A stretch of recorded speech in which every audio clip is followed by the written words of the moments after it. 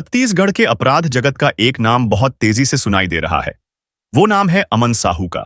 इस शख्स की शक्ल और कद काठी भले ही किसी क्रिमिनल की तरह न हो, लेकिन उसके दिमाग में बहुत ही शातिर और खतरनाक अपराधी पलता है। कौन है ये अमन साहू?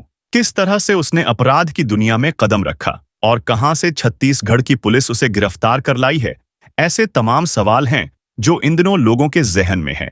फोर्थ आई न्यूज इस वीडियो में आपको इन्हीं सवालों के जवाब मिलने जा रहे हैं। ये वारदात है 13 जुलाई 2024 की, जब अचानक छत्तीसगढ़ की राजधानी रायपुर में एक बिल्डर के दफ्तर के बाहर फायरिंग होती है और हर तरफ दहशत पसर जाती है। फिर जब पुलिस की तफ्तीश आगे बढ़ती है तो पता चलता है कि इसके पीछे अमन साहू गैंग का हाथ है और अमन साहू के निशाने पर रायपुर के कई व्यवसायी हैं और उसी ने दहशत फैलाने के लिए अपने कुछ गुर्गों को रायपुर भेजा था। और हैरानी वाली बात यह है कि ये सब अमन साहू ने जेल में रहते हुए किया था।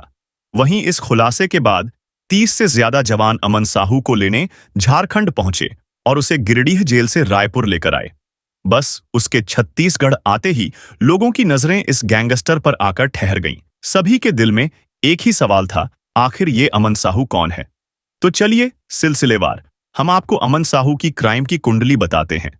अमन साहू रांची के छोटे से गांव मतबे का रहने वाला है। वो बचपन से ही क्रिमिनल माइंड का रहा है।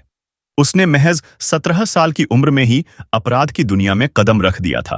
अमन साहू ने 12वीं पास करने के बाद डिप्लोमा की पढ़ाई की। उसके बाद उसने एक मोबाइल की दुकान खोली। उसकी इसी दुकान में अपराधियों का आना जाना हो गया और यहीं से उसने खुद का ही अपराध का एक साम्राज्य खड़ा करने की ठान ली। साल 2013 तक अमन ने अपना गैंग बना लिया था। साथ ही वो हार्डकोर नक्सली भी बन चुका था। धीरे धीरे अमन साहू का नेटवर्क धनबाद, रांची, रामगढ़, चतरा, हजारीबाग, पलामू, लातेहार, बोकारो जैसे झारखंड के तमाम जिलों में फैल गया। इसके बाद उसने पड़ोसी राज्यों में भी अपराध की पोटली खोलनी शुरू कर दी।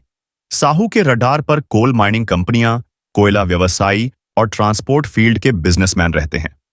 साहू इनको अपना टारगेट बनाकर इनसे रंगदारी की मांग करता है और जो उसकी बात नहीं मानता उसके गुर्गे उसे गोलियों से भून देते हैं।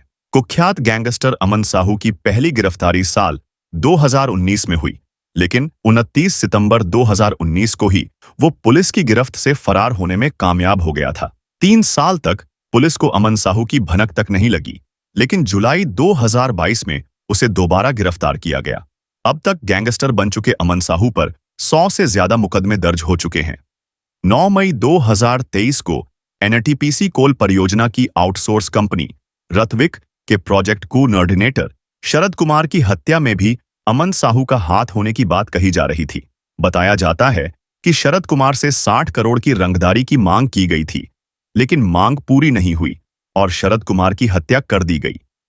इसके अलावा झारखंड की गिरिडीह जेल के जेलर पर फायरिंग के आरोप भी अमन साहू पर लगे हैं।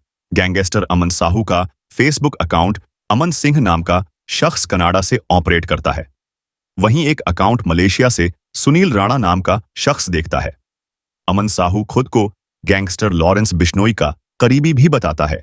कहा जाता है कि अमन लॉरेंस बिश्नोई को गुर्गे सप्लाई किया करता था, तो वहीं उसे बदले में हाईटेक हथियार मिलते थे। अमन साहू को महंगे कपड़ों का भी शौक है। कुल मिलाकर अमन साहू अपने नाम के बिल्कुल विपरीत है, जो अमन और शांति में नहीं बल्कि खून खराबे में भरोसा रखता है। आप इस खूंखार गैंगस्टर के बारे में क्या कहेंगे? अपनी राय भी जरूर कमेंट करें।